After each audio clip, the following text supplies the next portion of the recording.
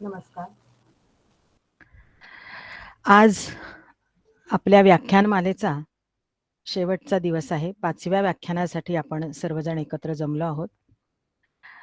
आज या व्याख्यान देण्यासाठी उपस्थित असलेले डॉक्टर माधव केळकर यांचं मी स्वागत करते आणि सर्व श्रोते म्हणून उपस्थित असलेल्या विद्यार्थ्यांचं सुद्धा स्वागत करते.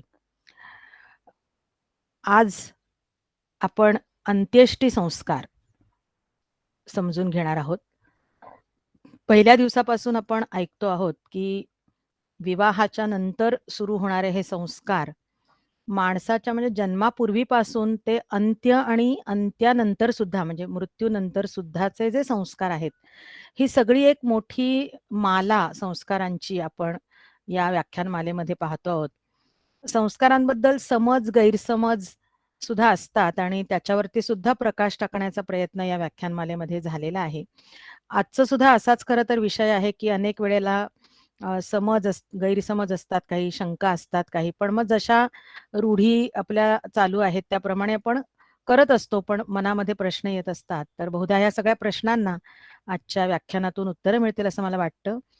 मी पुन्हा एकदा सर्वांचं स्वागत करते आणि डॉक्टर माधव केळकर यांना विनंती करते की आजचा विषय त्यांनी सुरू करावा. सर्वांना नमस्कार. आपल्याला आजच्या विषयाच्या बद्दल बऱ्याच जणांना जास्त उत्सुकता असण्याची शक्यता आहे. म्हणजे कधी कधी समाजात वावरत असताना असा अनुभव येतो की एखादा मनुष्य देवाला घाबरत नाही तेवढा पितरांना घाबरतो. म्हणजे जर का एखाद्या माणसाला विचारलं, काय रे देवपूजा करतोस का, तर तो म्हणतो देवपूजा जमेल तेवढी करतो, पण पितृपंधरवड्यात श्राद्ध पक्ष निश्चित करतो. आणि दुसरा भाग असा की देवाबद्दल वाटणारी आत्मीयता आणि पितरांच्या बद्दल वाटणारी भीती याच्यात मोठा फरक आहे. कधी कधी देव प्रसन्न होईल, देव आशीर्वाद देईल, पण पितरांचा आशीर्वाद, पितरांची कृपा असा विषय लक्षात न धरता बऱ्याचदा पितरांचा कोप होऊ नये हाच विषय जास्त मोठ्या प्रमाणामध्ये विचारात घेतला जातो. खरं म्हटलं तर ह्याची सुरुवात फार प्राचीन काळापासून झालेली आहे. म्हणजे अगदी वैदिक आर्यांच्याही पूर्वीपासून ह्या संबंधामध्ये काहीतरी औत्सुक्य, काहीतरी विचार किंवा त्या संबंधी काहीतरी एक मनामधल्या भावना, मग तो नचिकेता आणि यमाचा संवाद असेल उपनिषदातला, असं बऱ्याच ठिकाणी मृत्यू झाल्यानंतर काय होतं ह्याबद्दलचं औत्सुक्य आणि चिकित्सा करण्याची इच्छा ही बऱ्याच ठिकाणी दिसते. आणि प्राधान्याने ह्या सगळ्या व्यवस्थांमध्ये प्रेमापेक्षा भीती जास्त दिसते. त्यामुळे काही लोक भीतीपोटी का होईना पण ह्या सगळ्या कर्माला सुरुवात केलेले दिसतात. काही जण कोणत्याही प्रकारची भीती नाही, पण नित्यनेमाने ह्या पद्धतीची सगळी कर्म जेव्हा जेव्हा प्राप्त होतील तेव्हा तेव्हा ती करत आलेले दिसतात. आता ह्या अंत्यकर्माच्या बद्दल त्याचा विधी काय असतो ह्यापेक्षा त्या संबंधामध्ये ज्या विविध प्रकारच्या प्रश्नांना उत्तर द्यायला लागतात त्याबद्दलचा विचार आधी करूया.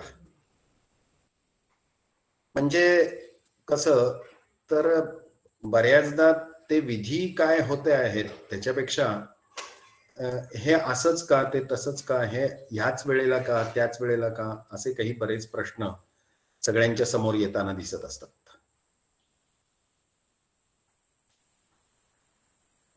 एक म्हणजे ह्या कर्माला अंत्यकर्म असं म्हणतात, म्हणजे शेवटचं कर्म. त्याच्याबरोबर अंत्येष्टी असंही म्हटलं जातं, अंत्यइष्टी. आता अंत्यइष्टी असं म्हणत असताना त्याच्यामध्ये इष्टी हा शब्द ज्या वेळेला येतो त्यावेळेला सहजपणे आपल्याला लक्षात येऊ शकतं की मनुष्याच्या जीवनामध्ये यज्ञाचं महत्व खूप आहे. होम, हवन, मी मागे सुद्धा सांगितलं की प्रत्येक संस्कार हा हवन करून मगच केला जातो. तसंच सगळ्यात शेवटी केलेलं हवन ह्या अर्थाने अंत्येष्टी म्हणजे शेवटची इष्टी या शब्दाकडे बघायला पाहिजे. म्हणजे कसं, तर आपल्याला ही माहिती असेल, लक्षात येत असेल की जीवनभर अगदी जन्माला येण्यापूर्वी सुद्धा गर्भाधान संस्कारापासून हवन, होम, अग्नीशी संबंध आहे. आणि मग सगळ्यात शेवटी ज्या वेळेला त्या शरीरातनं प्राण निघून जातात त्यावेळेला सुद्धा ते शरीर अग्नीलाच अर्पण करणं, म्हणजे जन्माला येण्यापूर्वी, जन्माला येण्यासाठी सुद्धा होम केला जातो. जन्माला आल्यानंतर सुद्धा तीच व्यक्ती उपनयनाच्या नंतर स्वतः हवन करते. उपनयनापर्यंत त्याच्यासाठी त्याचे पालक, वडील बसलेले असतात, ते हवन करत असतात. विवाहाच्या नंतर तो स्वतः हवन करतो. उपनयनानंतर थोड्याफार प्रमाणात हवनाला सुरुवात होते. आणि मृत्यू पावल्यानंतर सुद्धा त्याचं शरीर हे त्याचं अंत्यकर्म करणारे जे कोणी असतील ते अग्नीलाच समर्पण करतात. म्हणजे आपल्याकडे अग्नीच्या संबंधात अगदी शेवटच्या कृतीपर्यंत, क्रियेपर्यंत अग्नीशी संबंध आपल्याला दिसतो. आता याच्यामध्ये काही गोष्टींचा संदर्भ खूप जागरूकतेने आणि थोड्याशा वैज्ञानिकतेने सुद्धा लक्षात घेतला पाहिजे. म्हणजे असं की काही संस्कृतींमध्ये प्रेत हे पुरण्याची पद्धत आहे,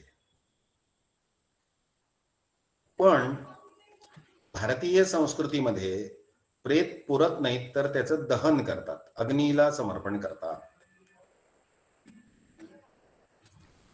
म्हणजे संपूर्ण जीवन अग्नी आणि त्याग या संबंधात असल्यामुळे एक भाग आपल्याला लक्षात येऊ शकतो. त्याच्या बरोबरीने दुसरा भाग असा की जी गोष्ट प्राण शरीरात असेपर्यंत, जे शरीर प्राण शरीरात असेपर्यंत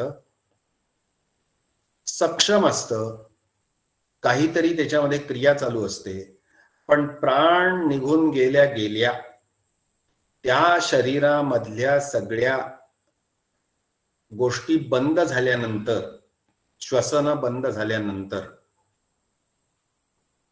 ते शरीर हळूहळू कुजायला लागतं. म्हणजे एक वेळ आपल्याला अन्य पदार्थ कुजवून आंबवून खाण्याची सुद्धा सवय असते, पण असं शरीर जर खूप काळ आपण ठेवलं तर त्याच्या जवळ सुद्धा उभं राहणं शक्य नाही, इतकी दुर्गंधी त्याला यायला लागते. दुसरा एक भाग असा की अनेक यार्ड, अनेक किलोमीटर, अनेक एकर जमीन केवळ प्रेत पुरून अडकवून ठेवणं ही एक फार मोठी अडचणीची गोष्ट आहे. तर जे काही पृथ्वीवर येतं ते शरीर शेवटी अग्नीलाच समर्पण करणं आणि त्यातूनही जे शिल्लक राहतं म्हणजे त्याच्या अस्थी या सुद्धा नदीसारख्या ठिकाणी वाहून टाकणं की जेणेकरून त्यातला कुठलाही अंश हा स्मृती म्हणून किंवा एक लक्षण म्हणून शिल्लक ठेवणं हा भारतीय संस्कृतीचा भाग नाही. त्यामुळे अग्नीला समर्पण करणं हा जसा भाग आहे तसाच त्यातला एक व्यवस्थेचा भाग, वैज्ञानिकतेचा भाग असा सुद्धा लक्षात घेतला पाहिजे. अंत्यकर्मामध्ये जे काही अंत्यकर्म म्हणजे जे केलं जातं त्याच्यामध्ये ग्रंथांमध्ये अगदी बारकाव्यापासून सांगितलेलं आहे की अगदी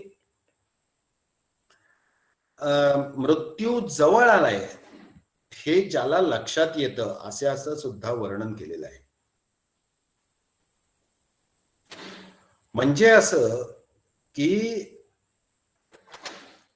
योगेनांते तनुत्यजाम असं रघुराजांच्या बद्दल जे म्हटलेलं आहे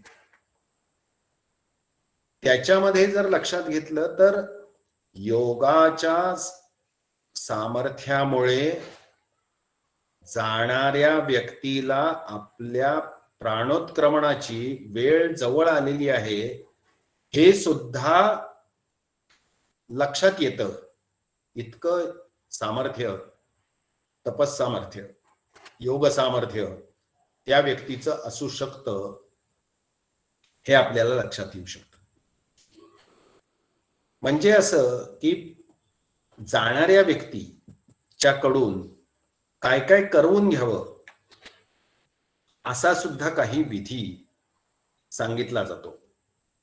म्हणजे असं की मृत्यू पावणं ही अचानक घडणारी घटना ही साधारण व्यक्तींच्या जीवनामध्ये घडत असते, पण जे योगी असतात ते समजून उमजून व्यवस्थेतनं योग्य प्रकारे आपल्या शरीराचा त्याग करत असतात.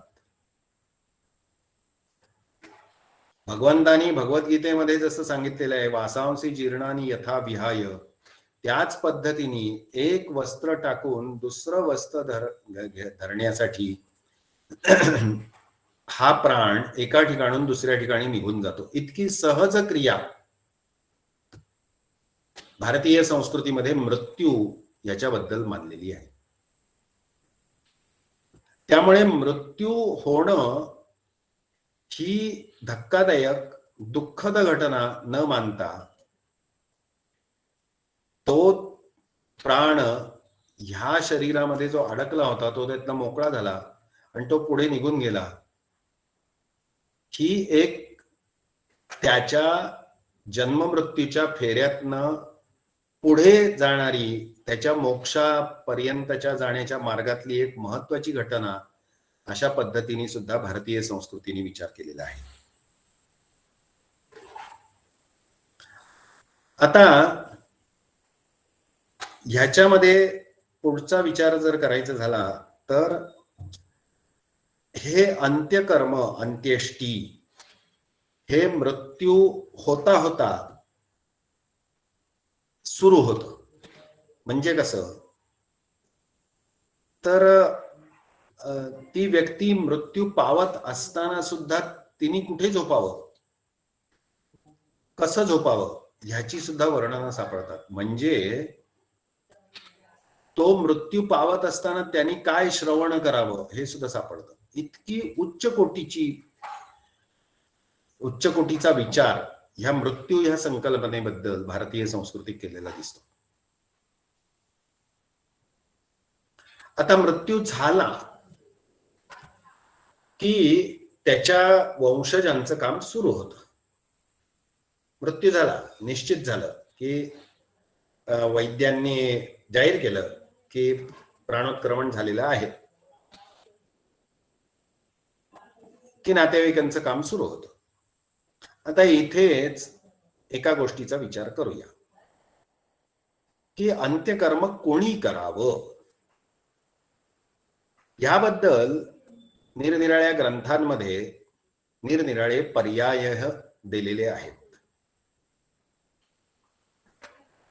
म्हणजे असं की अनेकदा अनेक लोकांना असं वाटतं की अंत्यकर्माचा अधिकारी हा फक्त पुरुषच आहे, म्हणजे मुलगाच आहे, आणि स्त्रिया अंत्यकर्माचा अधिकारी नाहीत, असं बऱ्याचदा वाटतं. आणि मग अशा पद्धतीने जर एखाद्या गावामध्ये घटना घडली, एखाद्या स्त्रियेनी किंवा काही मुलींनी मिळून एखाद्या व्यक्तीचं अंत्यकर्म केलं, तर समाज आता पुढे चाललेला आहे, प्रगत होतो आहे, अशा प्रकारच्या काही बातम्या वृत्तपत्रातून येतात. विशेषतः पत्रकार याविषयी एक दळण टाकतात आणि तेच चघळत बसतात. पण ज्यांना ह्या गोष्टीची माहिती नाही, ती माणसं या पद्धतीचा विचार करतात आणि आपलं अज्ञान प्रगट करत असतात. धर्मसिंधू सारख्या ग्रंथांमध्ये श्राद्धाचे अधिकारी असं एक स्वतंत्र प्रकरण आहे, आणि त्या प्रकरणामध्ये क्रमाक्रमाने अंत्यकर्माचे कोण कोण अधिकारी आहेत याची जवळजवळ 17-18 पर्याय दिलेले आहेत. ह्यामध्ये जर विचार केला तर अंत्यकर्माच्या अधिकारीमध्ये त्या मृत पावलेल्या व्यक्तीच्या मुली, त्याच्या बरोबरीने त्या मृत व्यक्तीच्या विधवा पत्नीला सुद्धा अंत्यकर्माचा अधिकार आहे. त्याच्यामध्ये पुन्हा काही स्पष्टीकरण देत असताना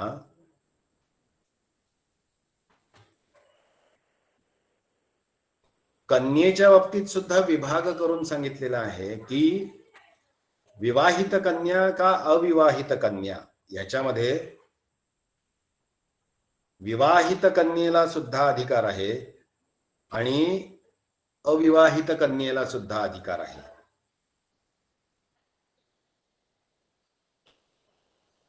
अन्य जे अज्ञानामुळे काही वेळेला अंत्यकर्माच्या अधिकाऱ्यांबद्दल चर्चा करतात, त्याच्यामध्ये एका गोष्टीचा खूप प्राधान्याने विचार केला पाहिजे. तो असा की अनेकदा ज्या व्यक्तीचा मृत व्यक्तीशी आत्मीय संबंध कधीही आलेला नसतो, अशी व्यक्ती केवळ पुरुष आहे म्हणून त्या व्यक्तीला त्या घराण्यातल्या लोकांच्या सांगण्यानुसार केवळ अंत्यकर्मासाठी बोलावलं जातं. उदाहरणार्थ पुतण्या, दूरचा कोणतरी भाऊ. आणि आयुष्यभर ज्या मुलींनी त्या व्यक्तीची सेवा केली किंवा त्या व्यक्तीचं वचनाचं पालन केलं, अशा व्यक्ती केवळ मुली आहेत म्हणून त्यांना ह्या अंत्यकर्माच्या अधिकारातनं नाकारलं जातं. आता अंत्यकर्माच्या बद्दल अंत्यकर्माचे अधिकारी हे ज्या वेळेला धर्मसिंधूंनी क्रमाक्रमाने दिलेले आहेत, त्या क्रमाक्रमाने अंत्यकर्माचे अधिकारी देत असताना एकाची उपस्थिती नसेल तर दुसरा, दुसऱ्याची उपस्थिती नसेल तर तिसरा, ह्याच्या बरोबरीने एकाचा अस्तित्वच नसेल, म्हणजे त्या व्यक्तीला मुलगाच नसेल,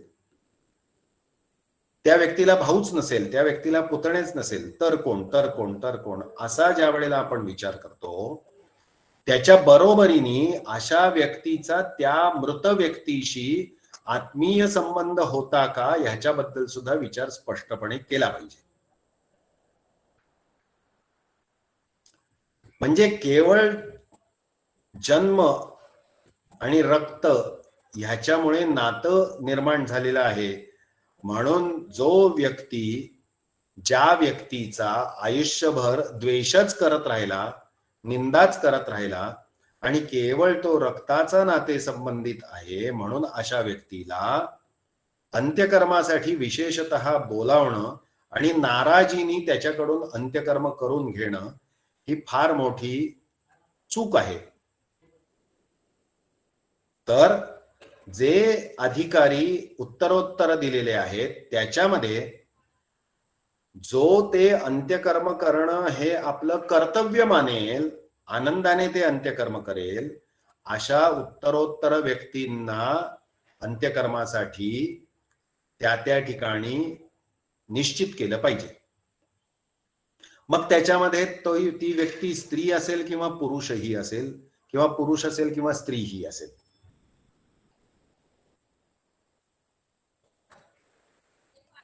पुढचा भाग असा की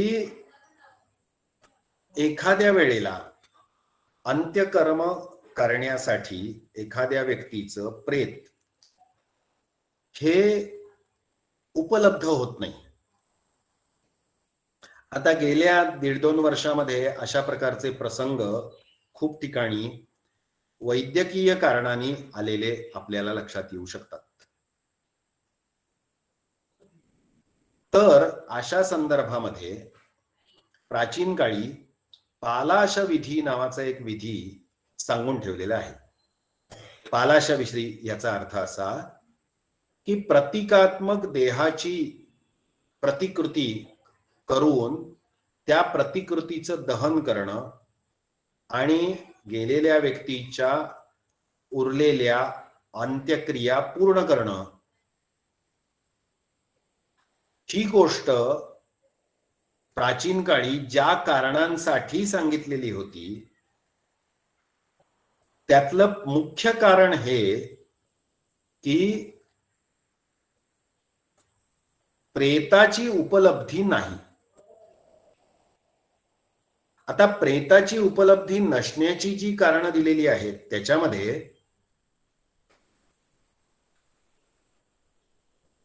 देहदान केल्यामुळे प्रेताची उपलब्धी झालेली नाही किंवा रोगग्रस्त प्रेत उपलब्ध झालेलं नाही, ही 2 कारणं अलीकडल्या काळामध्ये त्या जुन्या कारणांमध्ये जोडली गेली पाहिजेत.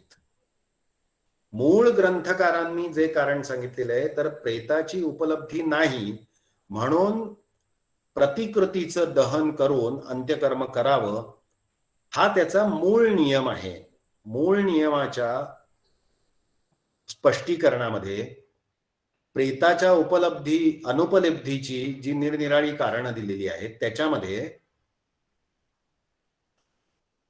काही वेळेला नदीमध्ये वाहून गेलं, स्खलनामध्ये पर्वताच्या खाली गडप झालं, ती व्यक्ती परागंदा झाली आणि कालांतराने ती घरी आलीच नाही. मग घरातल्या माणसांनी असं ठरवलं की आता ती व्यक्ती परत आलेली नाही म्हणजे आता त्या व्यक्तीचा मृत्यू झालेला आहे असं आपण निश्चित धरूया आणि मग अंत्यकर्म पुरं करूया, असं काही धरलेलं असेल. अशी विविध काही कारणं दिलेली आहेत. पण त्याच्या बरोबरीने दहनासाठी प्रेत उपलब्ध नाही म्हणून अंत्यकर्मच करायचं नाही अशा पद्धतीचा निर्णय काही जण करतात आणि त्यांनी देहदान केलं होतं म्हणजे ते खूप आधुनिक होते. मग अशा आधुनिक विचाराच्या व्यक्तीचं अंत्यकर्म का करावं असा विचार काही जण मांडतात आणि अंत्यकर्म करत नाहीत, अंत्येष्टी करत नाहीत. पण मुळात अंत्येष्टी ही त्या देहाचं दहन करण्यापुरती मर्यादित नाही. त्याच्या पुढे त्या व्यक्तीच्या प्राणाच्या किंवा त्या व्यक्तीच्या आत्म्याच्या संतुष्टीसाठी, त्याच्या पुढल्या गतीसाठी ज्या क्रिया केल्या जातात किंवा त्या केलेल्या व्यक्तीच्या बद्दलची कृतज्ञता व्यक्त करण्यासाठी त्यांचे पुढले वंशज ज्या क्रिया करतात त्यांना अंत्येष्टी किंवा अंत्यकर्म म्हटलं पाहिजे. दहनाला प्रेत उपलब्ध नाही म्हणून अंत्यकर्म करत नाही हे कारण अयोग्य आहे.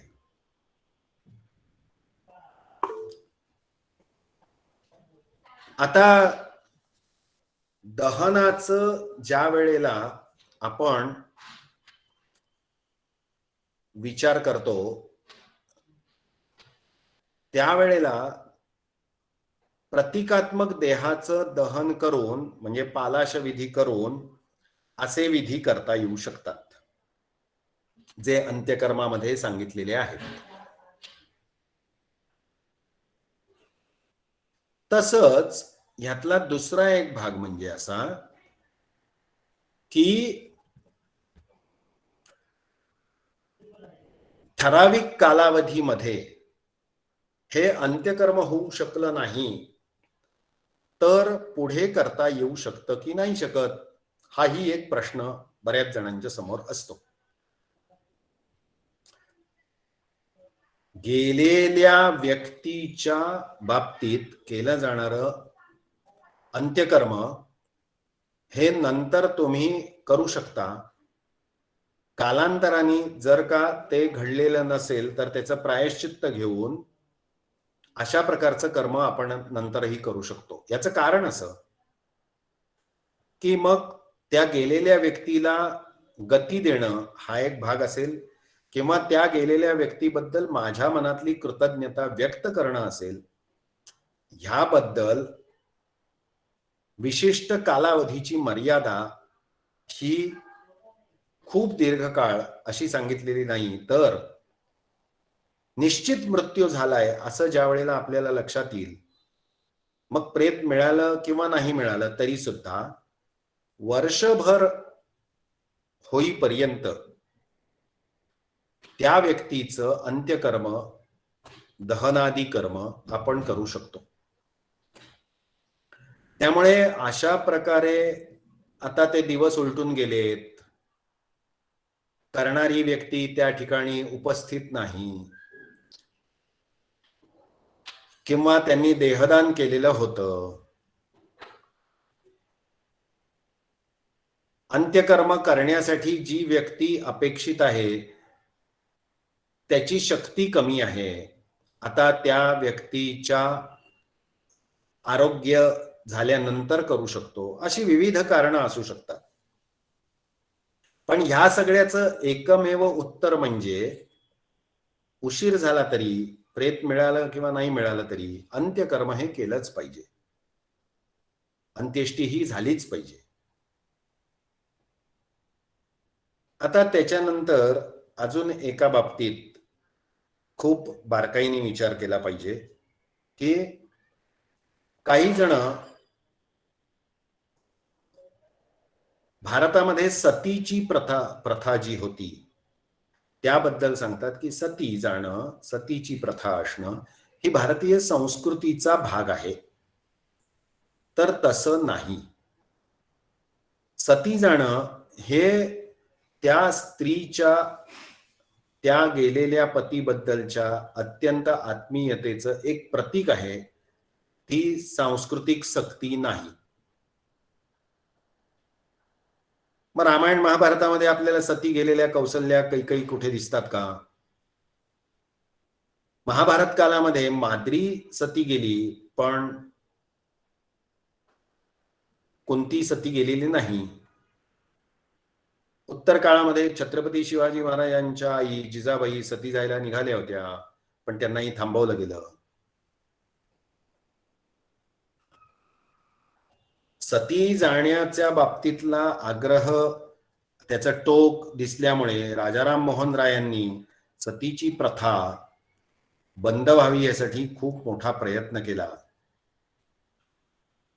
पण सती जाणं ही भारतीय संस्कृती नाही, तर ती आपत्ती आहे, आकस्मिक घटना आहे, सक्तीची घटना नाही. माधवराव पेशव्यांच्या काळातली सुद्धा घटना सांगितली जाते, रमाबाई सती गेल्या होत्या. पण समकालीन अन्य स्त्रिया, गोपिकाबाई असतील, आनंदीबाई असतील, ह्या काही सती गेल्याचं कुठेही दिसत नाही. म्हणजे सती जाण्याची उदाहरणं ही अत्यंत विरळ सापडतात. आता यातला प्राचीन संदर्भ जर म्हणायचं झाला तर आश्वलायन गृह्यसूत्रामध्ये अंत्यकर्माच्या वेळेला विधवा पत्नी ही स्मशानापर्यंत जाते.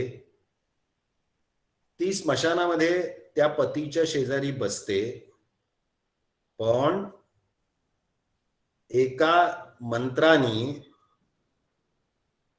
उदीर्ष्वनारी अभिजीवलोकम या मंत्राने तिला सन्मानपूर्वक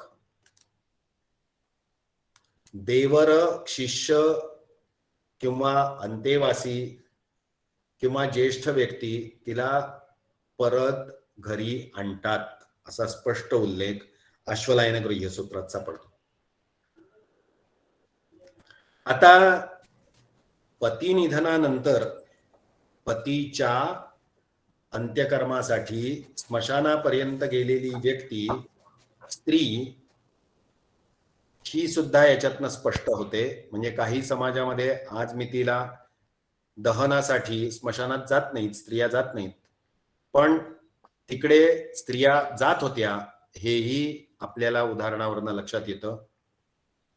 आणि त्याच्या बरोबरीने ती व्यक्ती आनंदाने, गौरवाने तिला, त्या स्त्रीला परत घरी आणलं जात होतं, हे सुद्धा त्याच्यातनं स्पष्ट होतं. त्यामुळे सती जाण्याची प्रथा ही केवळ प्रथा, आकस्मिक घटना म्हणून त्याच्याकडे बघितलं पाहिजे, तर ती संस्कृती म्हणून नाही. अजून एक पुढला भाग म्हणजे असा की मृत्यू झाल्यानंतर सुतक पाळणं, अशौच पालन करणं, हा एक भाग आपल्याला समाजामध्ये दिसतो. समाजामध्ये ज्या वेळेला असं आपण म्हणतो त्यावेळेला समाजातल्या निरनिराळ्या घटकांमध्ये ह्याबद्दलच्या निरनिराळ्या प्रथाही दिसतात. आता ह्या बाबतीत जर विचार करायचा झाला तर सुतक किती पाळावं, किती दिवसाचं पाळावं, ह्यामध्ये जर विचार करायचा झाला तर सुतक पाळणारी व्यक्ती, ह्या व्यक्तीचा संसर्ग बाकीच्या लोकांना न व्हावा असा ज्या पद्धतीचा विचार दिसतो, त्याच पद्धतीने मृत व्यक्तीच्या घराण्यातल्या लोकांशी अन्य लोकांचा संसर्ग होऊ नये, हा सुद्धा त्यातला महत्वाचा भाग आहे. गेल्या वर्ष दीड वर्षाच्या कालावधीमध्ये एकांतवास, क्वारंटाईन हा शब्द जास्त रूढ झालेला आहे. जर लक्षात घेतलं तर संसर्गजन्य गोष्टींमधून अजून काही आरोग्यविषयक धोकादायक घटना घडू नयेत, यासाठी एकांतवास असणं हा फार महत्वाचा भाग मानलेला आहे. आणि ह्या बाबतीत जसजसा रक्तसंबंध दूरचा क्षीण होत जातो, तसतसं सुतक हे कमी कमी होत जातं. त्यामुळे सुतकाचं पालन, अशौचाचं पालन हे नातेसंबंध जसजसा दूर जातो तसतसं अजून क्षीण होत जातं. आता यातला भाग जर लक्षात गेला घेतला तर जसजसा नातेसंबंध दूरचा होत जातो तसतसं मृत्यू पावलेल्या घरातलं त्या सगळ्या लोकांचं येणं जाणं हे सुद्धा क्षीण व्हायला लागतं. आता ह्याच्यामध्ये अशौच पालनाच्या बद्दल मोठ्या घरांमध्ये ह्याबद्दलचा स्पष्ट निर्देश आणि स्पष्ट पालनाची पद्धत ही आपल्याला दिसू शकते की ज्यांना अशौच नाही अशा व्यक्तींसाठी स्वयंपाक वेगळा केला जातो आणि त्यांची जेवण झाली की त्यातनं शिल्लक राहिलेलं जेवण ज्यांना अशौच आहे त्यांच्यासाठी दिलं जातं. म्हणजे मूळ घरातल्या चुलीशी अशौच नसलेल्या व्यक्ती ह्या उभ्या राहून पाकक्रिया करतात, स्वयंपाक करतात. पण ह्या अशा गोष्टी मोठ्या घरांमध्ये शक्य आहेत, सध्याच्या छोट्या घरांमध्ये शक्य नाहीत. म्हणून एकत्र ज्या ठिकाणी राहिलं जातं त्या ठिकाणी नातेसंबंध जरी कमी अधिक वेगळे वेगळे असले तरी सुद्धा अशौच पालनाचे नियम हे तेवढ्याच पद्धतीने पाळले गेले पाहिजेत. याचं कारण ती सगळी मंडळी जरी नात्यांनी वेगळी वेगळी क्षीण नात्याची किंवा दूरदूरच्या नात्यातली असली तरी ती एकाच ठिकाणी राहतायत, एकाच ठिकाणचं अन्न खातायत, म्हणजे त्यांचा संसर्ग हा एकमेकांशी आहे. त्यामुळे त्यांनी सुतक पालन त्याच पद्धतीने केलं पाहिजे. आता सुतकाच्या बद्दल अजून एक विचार याच्याबद्दल केलेला आहे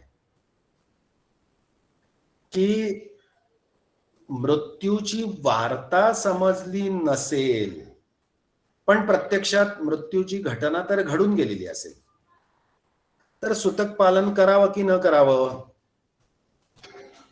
काय करावं, त्या काळात घडलेल्या काही शुभ घटनांचा दोष मानावा की न मानावा. साधी गोष्ट आहे, आनंद असो किंवा दुःख असो, जोपर्यंत वार्ता ऐकली जात नाही तोपर्यंत आपल्याला ते अनुभव येत नाहीत. आनंदाचा अनुभव असेल किंवा दुःखाचा अनुभव असेल, जोपर्यंत आपण वार्ता ऐकलेली नाही तोपर्यंत आपल्याला अशा प्रकारचा कुठलाही अनुभव येत नाही. मग अशा परिस्थितीमध्ये खूप दूर कुठेतरी एखादी घटना घडलेली असेल, आत्ताच्या संपर्क यंत्रणेच्या वेगवान युगामध्ये अशा प्रकारची वार्ता खूप झटकन, खूप वेगात क्षणाक्षणाला समजते आहे. पण ज्या काळामध्ये अशा प्रकारची वार्ता समजण्यासाठी अनेक दिवस लागायचे, त्या काळामध्ये अगदी फार मोठी शुभ घटना किंवा असा भाग नाही तर नित्य देवपूजा असेल, नित्य कर्म असेल, ही सुद्धा तिथे चालू ठेवलेली असायची, घडत असायची.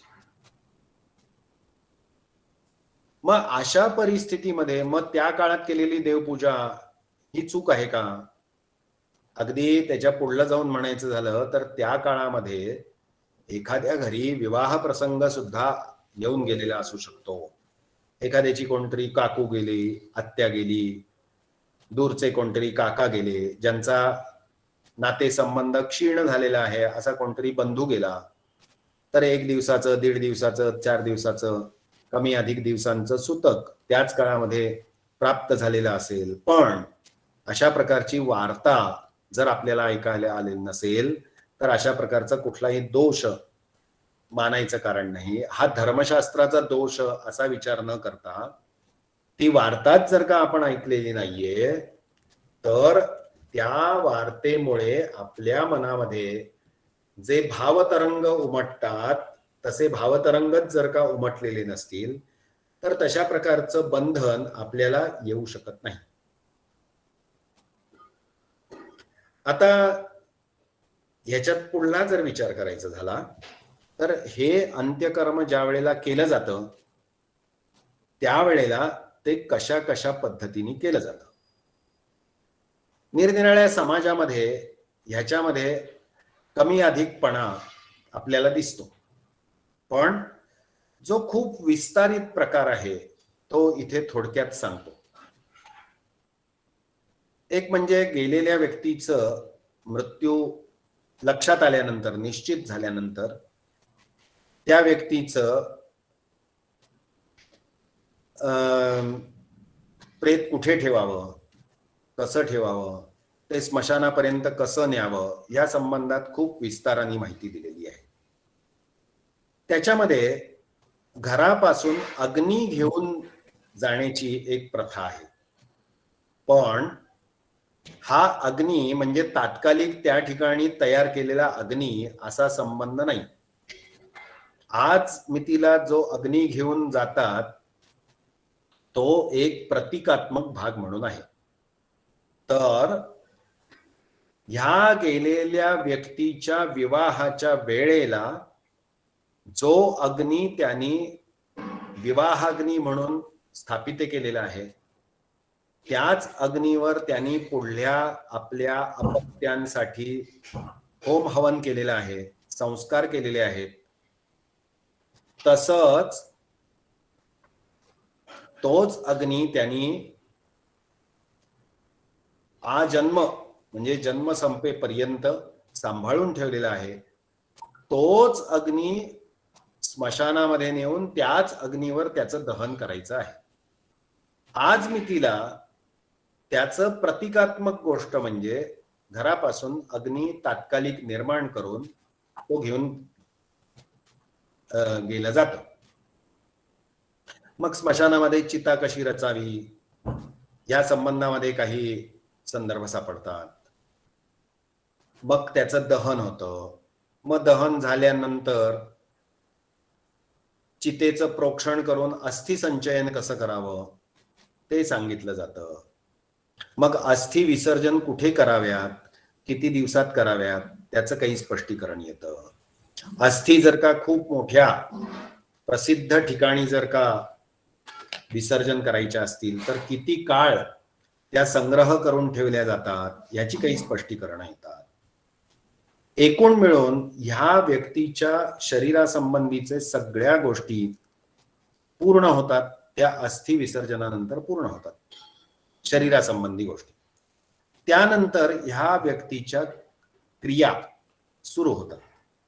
त्या क्रियांमध्ये रोज एक पिंडदान करायला सांगितलेले आहे. आता त्याच्यामध्ये एखाद्या मनुष्याच्या जन्माच्या वेळेला 9 महिने त्या मनुष्याच्या अवयवांमध्ये कशा कशा टप्प्यांनी वाढ होत जाते, त्या टप्प्याटप्प्यानी 9 दिवस त्या त्या अवयवाच्या निष्पत्तीसाठी पिंडदान सांगितलेलं आहे. म्हणजे असं की गेलेल्या व्यक्तीला आता देह नाही, मग त्याला लौकिक देह जर नसेल तर पिंडाच्या माध्यमातनं प्रतिकात्मक देह उपलब्ध करून देणं आणि त्याला गती देणं अशी त्यामागची भावना आहे. त्यासाठी त्या व्यक्तीच्या पहिल्या दिवसापासून, मृत्यूच्या पहिल्या दिवसापासून 9व्या दिवसापर्यंत अवयव निष्पत्ती श्राद्ध सांगितलेली आहे. आणि ह्याचं जर का वर्णन लक्षात घेतलं तर जन्माला येताना ज्या पद्धतीने क्रमाक्रमाने अवयवांची निश्चिती होत जाते तसं सांगितलेलं आहे. मग पहिल्या दिवशी शिर, दुसऱ्या पिंडाने कर्ण, नेत्र, नासिका, तिसऱ्या पिंडाने कंठ, स्कंद, भुज, वक्षस्थल, चौथ्या पिंडाने नाभी, लिंग, गुद, पाचव्या पिंडाने गुडघे, मांड्या, पाय, 6व्या पिंडाने मर्मस्थान, 7व्या पिंडाने नाडी, 8व्या पिंडाने दात, 9व्या पिंडाने वीर्य, 10व्या पिंडाने त्याला पूर्णता येते. असं वर्णन येतं. आणि ह्याचा जर का संदर्भ एखाद्या प्रसूती तज्ञाशी आपण जोडून बघितला तर तोही हे स्पष्टपणे सांगू शकेल की क्रमाक्रमाने 9 महिनेपर्यंत कशा कशा पद्धतीने ह्याचे वाढ होत जाते आणि मग तो देह पूर्ण झाला की मग तो मार्गाला लागतो.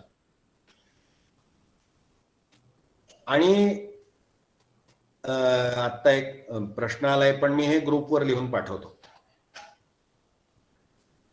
ह्या क्रमाक्रमाने ज्या वेळेला तो मार्गाला लागतो तिथपर्यंत रोज म्हणजे 9व्या दिवसापर्यंत हे पिंडदान सांगितलेलं आहे. 10व्या दिवशी ही व्यक्ती तृप्त आहे का अतृप्त आहे, कशाने अतृप्त असेल तर काय, याच्यासाठी काकस्पर्श याचा एक संदर्भ सांगितला जातो. आता काकस्पर्शाचा संदर्भ मानावा की न मानावा याच्यावर अनेक ग्रंथ, अनेक चर्चा आणि अनेक चर्चासत्र पार पाडू शकतो आपण. पण कुठल्याही ठिकाणी काहीही खाणारा कावळा नेमका त्याच ठिकाणी त्याच पिंडाला स्पर्श करत नाही. बाकी सगळ्या गोष्टीला, म्हणजे काही वेळेला जर विचार केला तर एखाद्या वेगवान वाहनाच्या वरती ठेवलेला एखादा खाद्यपदार्थ कावळा वरच्या वरती उचलू शकतो. पण नेमकं त्याच वेळेला कावळा त्या ठराविक पिंडाला स्पर्श करत नाही. का करत नाही? मग त्याचा संदर्भ काय? मग कोणीतरी काहीतरी येतो आणि मग काहीतरी बोलतो आणि मग कावळा शिवतो. मग लोकांना वाटतं की ह्या व्यक्तीने जे काही बोललं तीच इच्छा त्या मृत व्यक्तीची शिल्लक असली पाहिजे, म्हणून त्यांनी त्याची इच्छा पूर्ण करण्याचा शब्द दिला आणि कावळा शिवला. अशा पद्धतीने 10व्या दिवसाचं कर्म पूर्ण होतं. मग 11व्या दिवशी गेलेल्या व्यक्तीच्या निमित्ताने श्राद्ध केलं जातं. त्याच्यानंतर 12व्या दिवशी गेलेल्या व्यक्तीचा संबंध हा त्याच्या मागच्या 3 पिढ्यांशी जोडून दिला जातो. तोपर्यंत त्या गेलेल्या व्यक्तीला प्रेत असं संबोधलं जातं, पण 12व्या दिवशी त्याला पितर असं संबोधलं जातं. 12व्या दिवशी अर्धा भाग श्राद्धाचा हा प्रेत अशा उल्लेखाने केला जातो. पण ज्या वेळेला ह्या गेलेल्या व्यक्तीचा पिंड हा मागच्या व्यक्तींच्या पिंडामध्ये मिसळला जातो, त्यावेळेला त्याला सपिंडीकरण श्राद्ध असं म्हटलं जातं. ते केल्यानंतर त्या व्यक्तीचा मागच्या पिढ्यांशी संबंध जोडून ती व्यक्ती आता प्रेत न राहता पितर झाली आहे असं म्हटलं जातं. आणि मग 13व्या दिवशी ह्या सगळ्या एकूण कर्माची शुद्धी म्हणून घरी काही कर्म केली जातात. आता याच्यामध्ये काही गोष्टींमध्ये विविध प्रकारची चर्चा लोक करतात. तर 12व्या दिवसापर्यंत घरी कर्म केलं तर काय होईल? तर त्याची एक साधी सोपी संगती सांगितली जाते की मृत्यू पावल्यानंतर ज्या वेळेला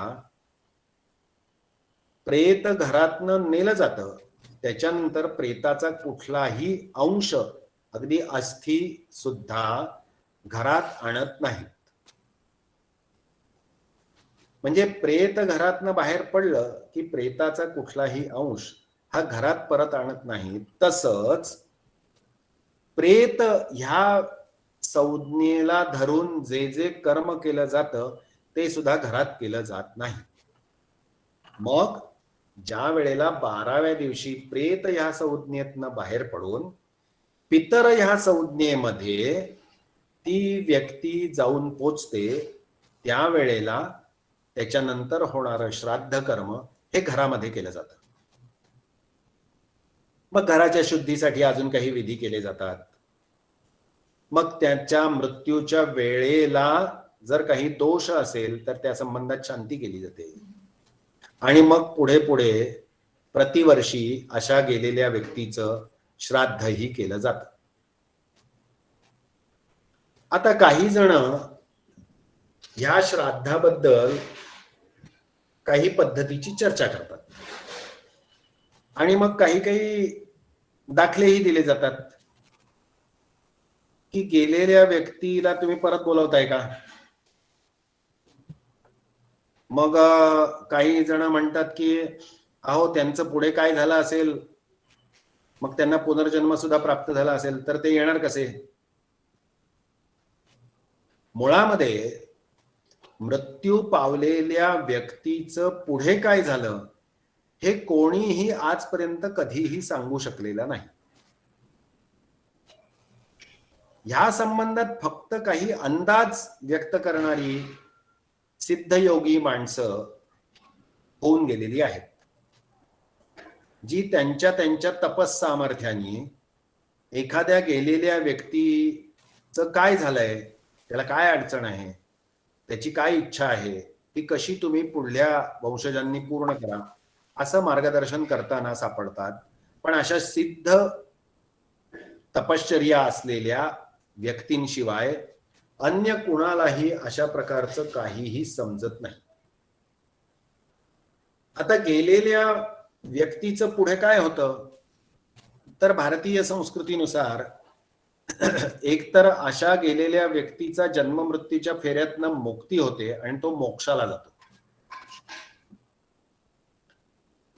म्हणजे पुनरपि जननम पुनरपि मरणम हा जो फेरा आहे त्या फेऱ्यामधनं तो बाहेर पडतो आणि मोक्षाला जातो, म्हणजे भगवंताच्या ठिकाणी लीन होतो.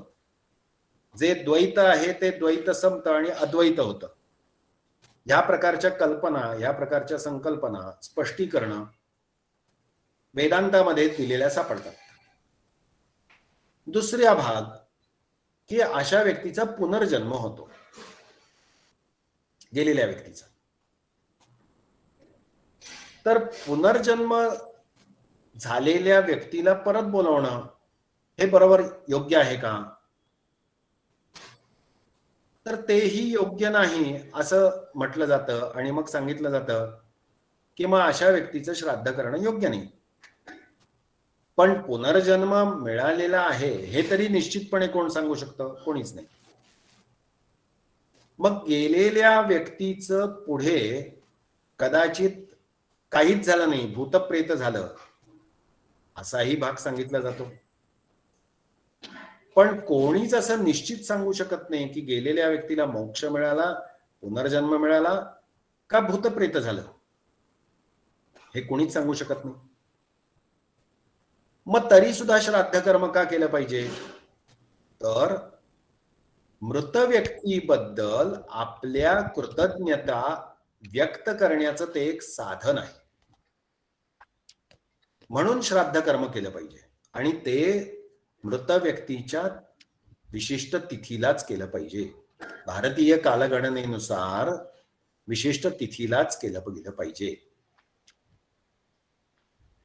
आता काही जण असा त्याचा विचार करतात की मग अशा बाबतीमध्ये आम्ही काही व्यवस्थांमधनं दान धर्म करू.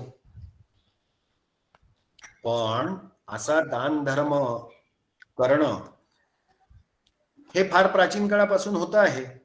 म्हणजे कोणाच्या तरी स्मरणार्थ एखादी धर्मशाळा बांधलेली आहे, एखादी पाणपोई बांधलेली आहे, एखादा अन्नछत्र चालू आहे, हे सगळं होतच आहे.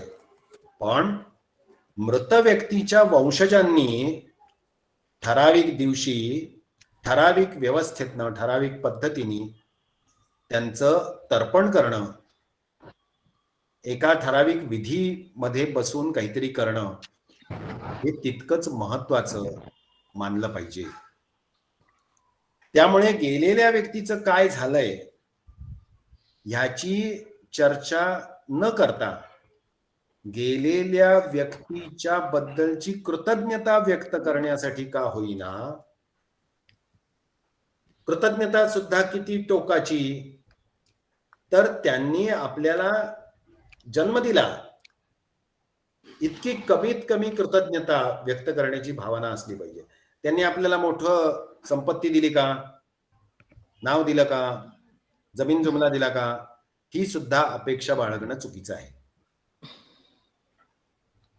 आणि ह्या पद्धतीने ज्या वेळेला आपण अंत्येष्टी ह्या संस्काराकडे बघतो, त्यावेळेला आपल्याला आपल्या पूर्वजांच्या चांगल्या कर्माची आठवण होणं हे किती वारंवार गरजेचं आहे, हेही आपल्याला लक्षात येऊ शकतं.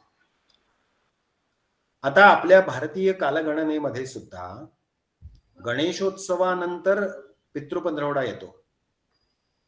आता गणेशोत्सव ह्याचा अर्थ काहीही निर्विघ्नपणे पार पडावं म्हणून गणेशोत्सव आहे.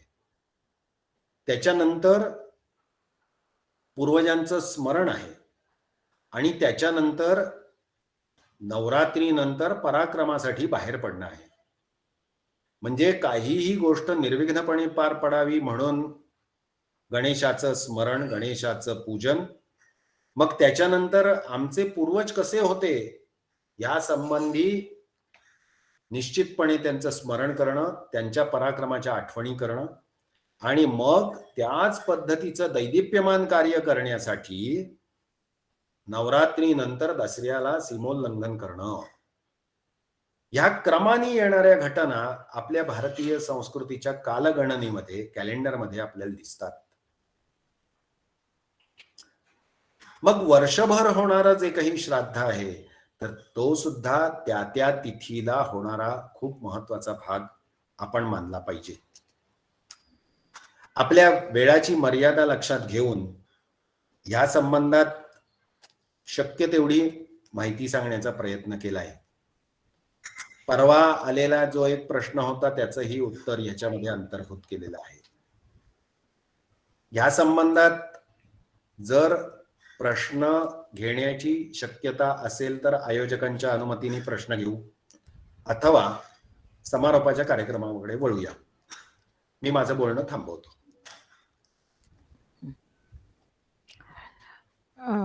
आजचंही व्याख्यान गेले 4 दिवस आपण ज्या पद्धतीनं ऐकतो आहोत त्या पद्धतीनंच झालेलं आहे.